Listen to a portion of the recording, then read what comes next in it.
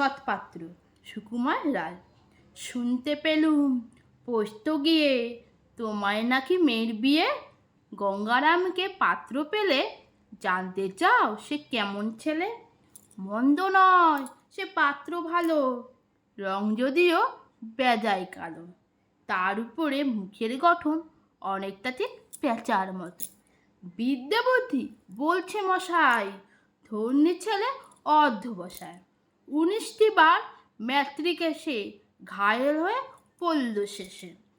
বিষয় আসো গরিব বেজায়, কষ্টে চেষ্টে দিন কেটে যায়। মানুষ তো নয় ভাইগুলো তার, একটা পাগল একটা গোয়ার, আরেকটি সে তৈরি ছেলে। জাল করে নোট গেছে জেলে, কনিষ্ঠটি তবলা বাজায়। যাত্রা দলে 5 টাকা পায়। গঙ্গারাম তো কেবল ভোগে পিলের জ্বর আর পাণ্ডু রোগে। কিন্তু তারা উচ্চ ঘর, বংশরাজের বংশঘর। শ্যামলাহিরি বনগ্রামের, কি যেন হয় গঙ্গারামে। যা হোক, এবার পাত্র পেলে এমন কি আর মন্দ ছেলে